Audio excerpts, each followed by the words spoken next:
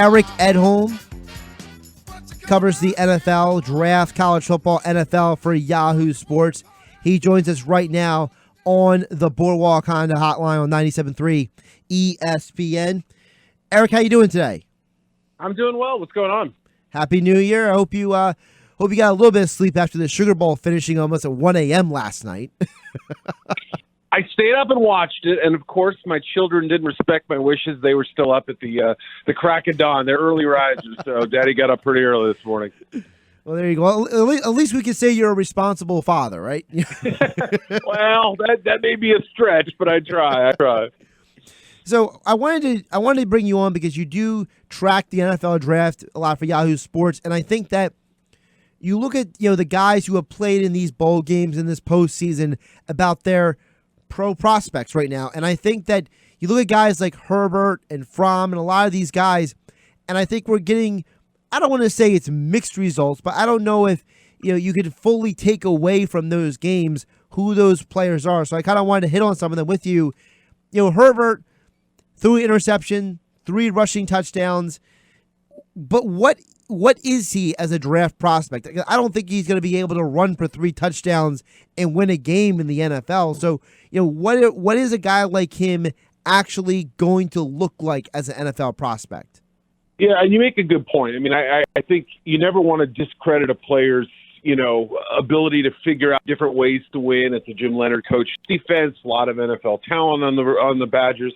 He did what he had to do to win the game. Never want to mark him down for that. But I think you're right in the sense that I don't know that his draft evaluations changed one iota from yesterday. If you looked at NFL scouting reports 3 days ago and then looked at them this morning, I doubt there would be any significant change. Now, other players may have their draft stocks go up or down based on a bowl game or a playoff game. But the case with Herbert, I mean, he's been there 4 years.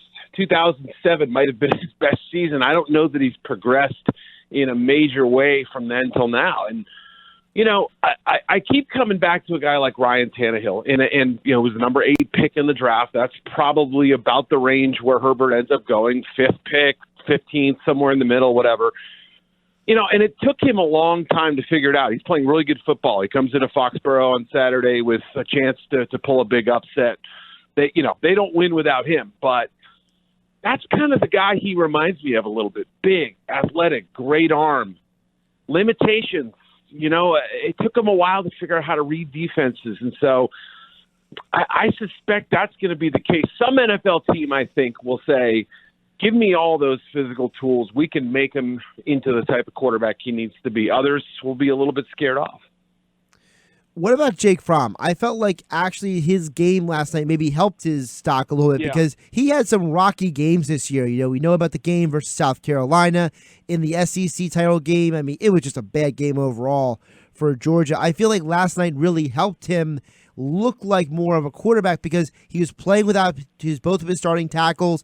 He had to adjust in the second half when Baylor started guarding George Perkins more. So, you think about Fromm and his ability. I think that last night you actually got to see more of what he could be than the rest of the season.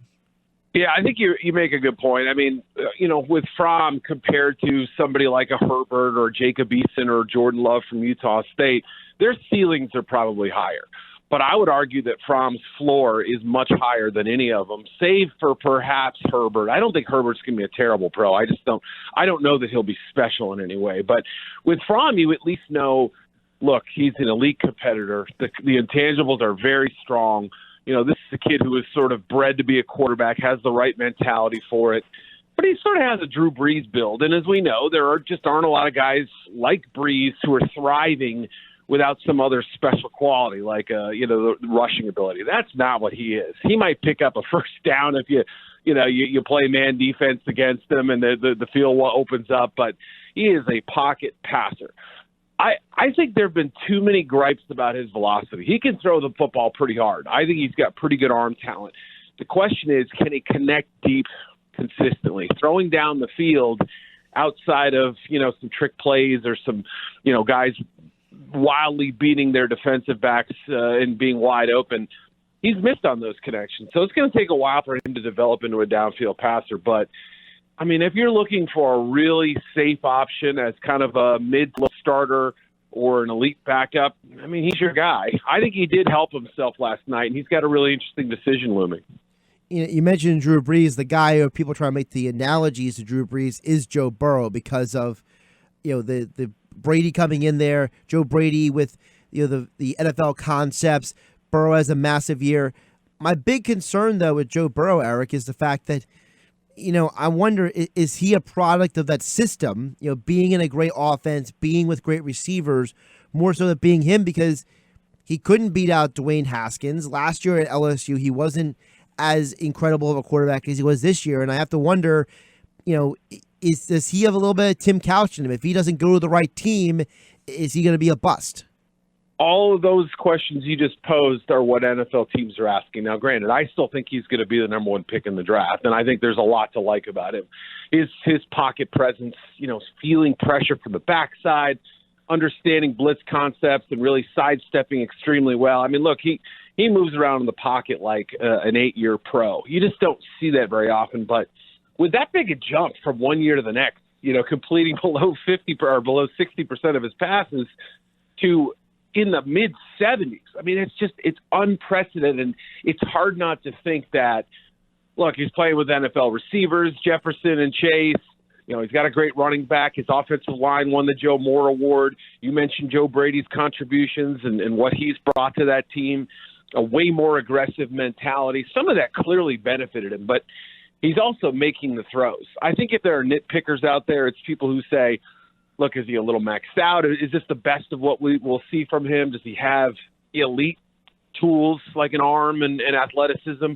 Probably not, but he reminds me a lot of Tony Romo. I mean, that's I don't know if it's the number 9, making the plays on the run and stuff, but that's kind of what I feel when I see him. And I'm a big Romo guy. I always thought he was a really great quarterback and got a raw deal from some people. So I think that's a good comp. I don't think he's nearly as gifted as, say, Trevor Lawrence will be next year, and it just leads to be a fascinating final. I can't wait to see those two battle.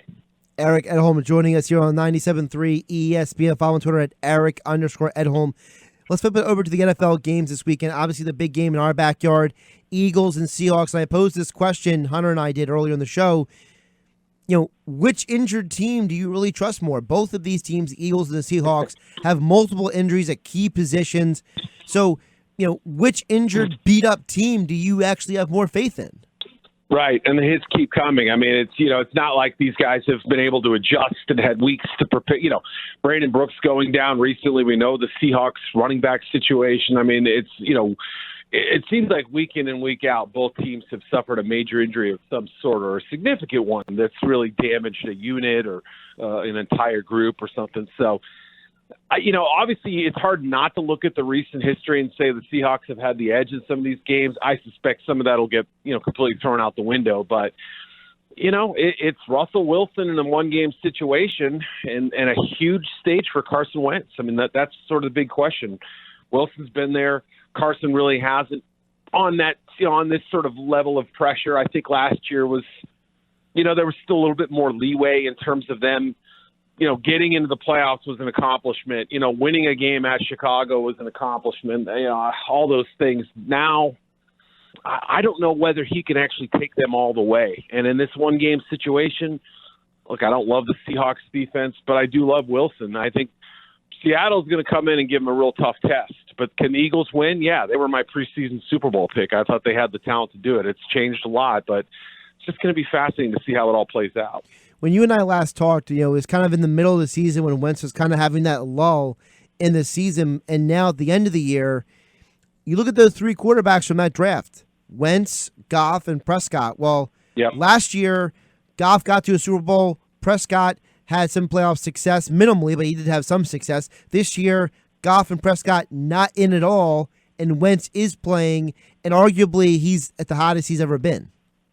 Yeah, I mean, look, I thought it was some of the criticism he was receiving was really unfair. I mean, just given the circumstances they had to play with, whether it was the offensive line, but most notably the receivers, figuring out the running back situation, what it was. So there was a lot that he was working against him. And if you can criticize him, it's that he's trying his darndest to win games, and that sometimes leads to mistakes. He can play a little bit out of control, but he's got some sort of special quality in his improvisational ability. I think, just throwing on the run, making plays out of nothing.